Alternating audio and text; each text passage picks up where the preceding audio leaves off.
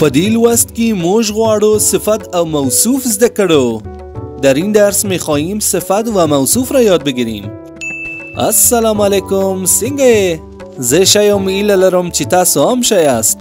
زه علیم او دلته په خوږ پښتو ژبه درس ورکوم. سلام عزیزان، حالتون چطور است؟ من خوب هستم، امیدوار هستم شما هم جور باشین. من علی هستم و در اینجا زبان شیرین پشتو را براتون یاد میتم. صفت و موصوف یک مبحث بسیار مهم در هر زبانی است که در این درس به آسانی و یک بار برای همیشه او را یاد میگیریم. پس تا آخر ویدیو همراه ما باشین. اما صفت موصوف چی است؟ بسیار آسان است. هرگاه کلمه ای خصلت یک اسم را بگوید، آن کلمه صفت و آن اسم دیگر موصوف است.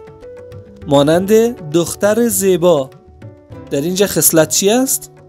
آفرین، زیبا یک خصلت است، پس صفت هم هست. صفت چه کسی؟ دختر، پس دختر موصوف است. بچه هوشیار، هوشیار صفت است و موصوفش بچه.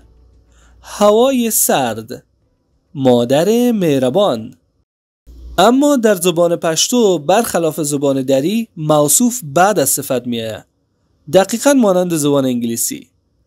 فرضاً اگر بخوایم دختر زیبا را به فرمول زبان پشتو استفاده کنیم، باید بگوییم که زیبا دختر. حالا میریم با هم چند مثال را در زبان پشتو بررسی کنیم.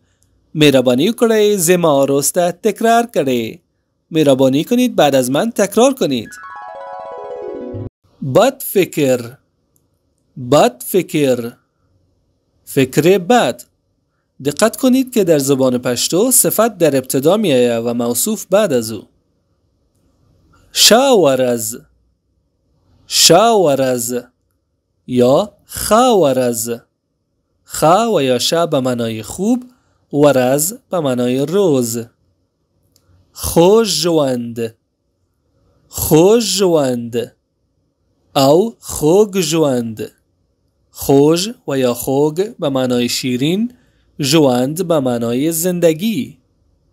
خالک، خالک او شالک. الک به معنای بچه. خکل نجلی، خکل نجلی، دختر زیبا. خکل به معنای زیبا، نجلی دختر.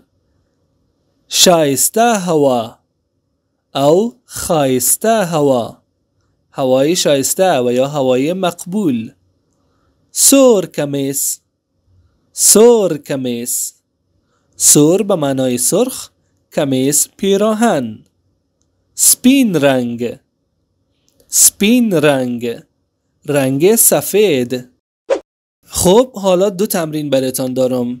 اولی که بخش عبارت را دوباره با دقت بیشتر تماشا کنین و کلمات جدید را یاد بگیرین و اگر میتونین بنویسین، چرا که بهترین راه آموختن نوشتن است.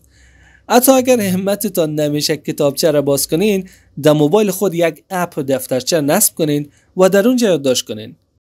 و تمرین دومتان ای است که با استفاده از کلماتی که گفته شده صفت و موصوفهای جدید بسازین، یعنی کلمه ها را با هم میکس کنین و عبارات جدید بسازین. حال پشتوی ای دو کلمه را از بین عباراتی که گفته شده پیدا کنین و در بخش کامنت برام نوشته کنین تا بفهمم چقدر یاد گرفتین. کلمه اول پیراهن مقبول و کلمه دوم زندگی خوب. خب عزیزان قند، ای بود تمام چیزی که باید از صفت و موصوف میدانستیم. البته ما انواع صفت را داریم که برای فعلا هیچ ضرورتی برای دانستن آنها ندارین و همین قدر معلومات در این باره براتون کافی است. امیدوار هستم این ویدیو هم براتون مفید بوده باشه. اگر این ویدیو را دوست داشتین او را لایک کنین و اگر میخواین زبان پشتو را یاد بگیرین چینل ما را سابسکرایب کنین و زنگوله را هم فشار بتین تا از درس‌های جدید عقب نمانین. تا درس آینده شما را به الله پاک میسپارم. پا مخ دیخه ده خدای پامان.